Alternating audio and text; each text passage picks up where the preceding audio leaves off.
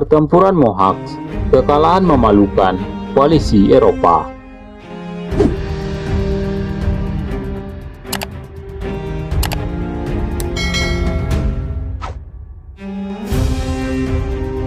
Saat itu 21 Zulkaidah 932 Hijriah atau tepat pada 29 Agustus 1526 Masehi.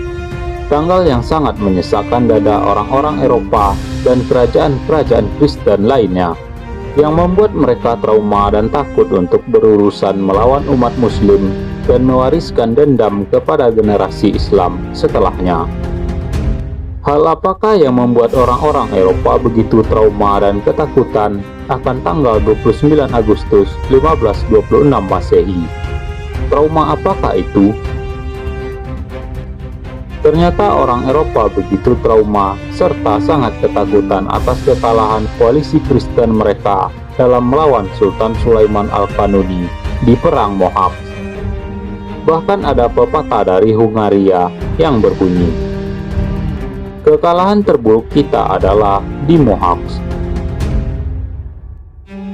Bukan tanpa alasan pepatah ini begitu melekat pada diri setiap orang di tengah masyarakat Hungaria. Pepatah ini menggambarkan sebuah peristiwa besar yang kelak merubah wajah Eropa selama beratus-ratus tahun kemudian. Pertempuran Mohacs merupakan pertempuran antara Kekhalifahan Utsmani melawan koalisi pasukan salib Eropa terbesar pada saat itu, yang dimana perang ini hanya berlangsung selama 1,5 jam dengan menelan korban jiwa sebanyak 50.000 orang di pihak koalisi pasukan Kristen. Sementara di pihak Kekhalifahan Utsmaniyah, kurang dari 1.500 pasukannya syahid di medan perang. Pertempuran ini terjadi karena dibunuhnya utusan Kekhalifahan Utsmaniyah di masa Sultan Sulaiman Al-Kanuni.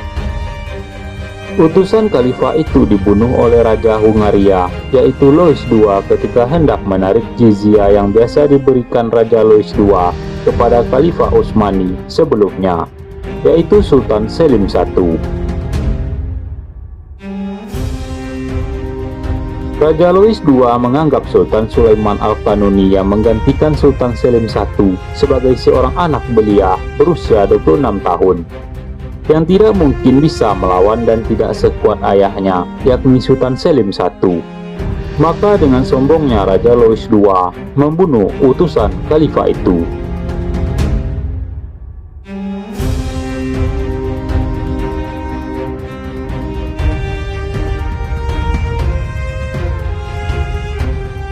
Ketika Sultan Sulaiman Al-Kanuni mendengar kabar bahwa utusannya dibunuh oleh Raja Louis II, ia pun marah besar karena merasa diremehkan dan direndahkan wibawanya oleh Raja Louis II.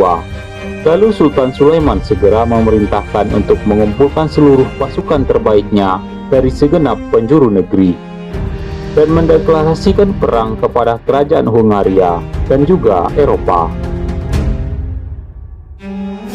Dengan segera Sultan Sulaiman mempersiapkan pasukan perang terbaiknya dan berangkat dari Istanbul menuju Hungaria dengan membawa 100.000 pasukan dengan 350 meriam serta mengerahkan 800 kapal perang untuk mencegah datangnya bala bantuan Eropa dan mengamankan perairan Laut Mediterania. Sultan Sulaiman memutuskan untuk memimpin sendiri pasukannya yang akan berjihad menuju Hungaria dengan menempuh jarak sekitar 1.000 km untuk mencapai medan pertempuran. Dalam perjalanan menuju Hungaria, Sultan Sulaiman bersama pasukannya mampu menundukkan wilayah-wilayah yang ia lewati. Salah satu di antaranya adalah benteng yang sangat kuat pada waktu itu, yaitu benteng Belgrade. Tujuan dari ditaklukkannya benteng ini untuk mengamankan jalan pulang pasukan Utsmani ketika selesai berperang.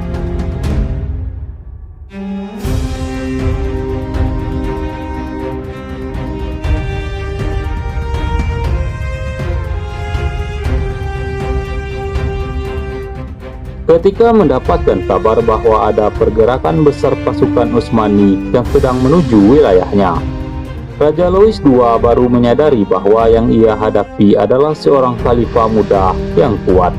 dan akan segera menghancurkan singgasana kerajaannya. Dalam keadaan yang sangat genting itu, Raja Louis II bersama Paus Clement VII segera membentuk dan mengumpulkan pasukan salib dari seluruh penjuru Eropa dengan menjanjikan penebusan dosa bagi yang mengikuti perang ini berupa surat resmi gereja dengan tanda tangan Paus Clement VII sendiri. Maka terbentuklah pasukan salib Eropa dengan koalisi terbesar di dunia saat itu. Paus Clement VII berhasil membentuk pasukan salib yang sangat besar, tidak kurang dari 200.000 pasukan salib, dengan 35.000 diantaranya merupakan pasukan kavaleri berkuda dengan senjata lengkap dan memakai baju besi berangkat menuju lembah Mohacs demi membantu Raja Louis II dan mempertahankan kerajaan Hungaria dari serangan Sultan Sulaiman Al-Kanuni. Dan sampailah Sultan Sulaiman Al-Kanuni di lembah yang bernama Mohacs.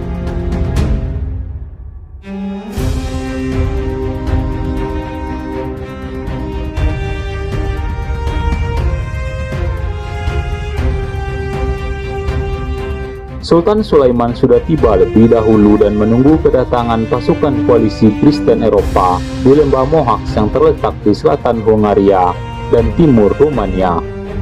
Dini hari tepat pada 21 Zulkaidah, Sultan Sulaiman Al-Kanuni mengimami sholat fajar dan sholat subuh pasukannya. Setelah malamnya ia habiskan untuk berdoa dan bermunajat kepada Allah agar diberikan kemenangan dalam pertempuran besok. Kekuatan tawakal memenuhi dada seluruh mujahid Islam. Tidak ada yang mereka inginkan kecuali hidup mulia atau mati syahid. Sultan Sulaiman menyadari jumlah pasukan Eropa jauh lebih banyak dibandingkan jumlah pasukannya. Masalah lain yang dihadapi adalah banyaknya pasukan berkuda Romawi dan Hungaria yang tertutup penuh oleh baju besi yang sulit ditembus panah atau peluru senapan pasukan Janissary. Dengan kecerdasan otaknya, Sultan Sulaiman menyusun taktik jitu yang kelak akan mengubah jalannya perang. Ia membagi pasukannya menjadi 3 barisan sepanjang 10 km. Pasukan elit Janissary yang berada di garis depan, kemudian di barisan kedua diisi pasukan kavaleri dengan senjata ringan dan pasukan infanteri. Di antara mereka adalah relawan, sementara di barisan ketiga diisi oleh pasukan artileri dan Sultan Sulaiman sendiri. Sementara di pihak Eropa yang dipimpin oleh Raja Louis II, Uskup Baltomori, dan Georgi Zapolya, mereka terlalu percaya diri dan meremehkan strategi pasukan Sultan Sulaiman karena jumlahnya lebih sedikit dibanding pihak Eropa. Pertempuran ini diawali dengan serangan dari pihak koalisi Eropa. Perang pun berkobar, dentuman-dentuman meriam menggelegar di langit lembah Mohacs. Ribuan panah meluncur dengan cepat dari busurnya. Senapan-senapan silih berganti merontokkan kedua pasukan yang berhadap-hadapan. Ketikan kuda semakin membuat keadaan semakin mencekam. Sesuai arahan Sultan Sulaiman, ia kemudian memerintahkan pasukan Janissary di garis depan untuk bertahan selama 1 jam untuk kemudian membuka jalan bagi pasukan kedua. Selama pertempuran berlangsung, pasukan Janissary membunuh tidak kurang dari 20.000 pasukan koalisi Eropa. Sesuai arahan Sultan, setelah 1 jam bertahan di garis depan, pasukan Janissary mundur ke sisi kanan dan kiri dan membuka jalan bagi pasukan garis kedua untuk maju. Pasukan garis kedua bertugas untuk menarik pasukan salib sebanyak-banyaknya ke arah jangkauan tembakan meriam Utsmani, dengan menarik mundur pasukan ke arah belakang seolah-olah pasukan Utsmani telah kalah. Melihat hal ini, pasukan salib mengejar pasukan Utsmani dengan pasukan inti mereka. Merasa sudah unggul dan mengira kemenangan berada di pihak mereka, pasukan Eropa mengejar pasukan garis kedua sampai tidak menyadari formasi perang pasukan garis ketiga yang telah menunggu mereka. 100.000 pasukan Eropa telah terjebak oleh strategi jitu sang sultan, sehingga tanpa sadar mereka sudah berada di tengah-tengah meriam pasukan muslimin. Pasukan garis ketiga telah siap dengan moncong-moncong meriam besarnya. Dan letusan pertama meriam itu menyadarkan pasukan Eropa akan situasinya yang sudah terjebak. Tetapi semua sudah terlambat. Pasukan Janissary dan pasukan berkuda yang tadi dikejar pasukan Eropa berbalik menghajar pasukan inti Eropa. Dentuman-dentuman meriam selanjutnya menjadi awal kematian tragis pasukan-pasukan inti Eropa. Kuda-kuda perang yang tadinya gagah perkasa dengan lapisan baja pelindung yang sulit ditembus oleh pedang atau peluru-peluru senapan menjadi tidak berarti di hadapan moncong-moncong meriam pasukan Utsmani yang tanpa henti menembak ke arah mereka.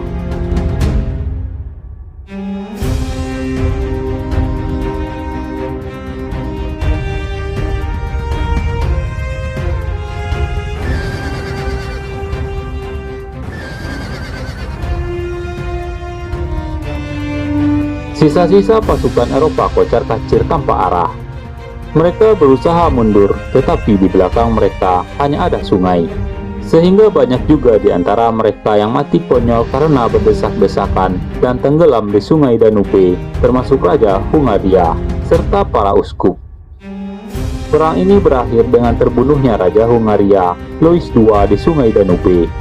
Ini merupakan akhir dari masa kerajaan Hungaria dari dinasti Jagiellon. Kekalahan ini menggemparkan seluruh penjuru benua Eropa dan merupakan awal dari perang-perang penaklukan kekhalifahan Utsmani di wilayah Eropa. Hanya kurang dari 2 jam seluruh pasukan koalisi Kristen Eropa dapat dihancurkan dengan menelan 50.000 korban di pihak Eropa. Dengan izin Allah dan kekuatan tawakal serta strategi perang yang brilian, pasukan Muslim mampu meluluhlantahkan kepongahan pasukan Salib Barat tidak lebih dari 2 jam. Pasukan koalisi Kristen Eropa telah hancur. Pada akhirnya kemenangan menjadi milik kekhalifahan Utsmani.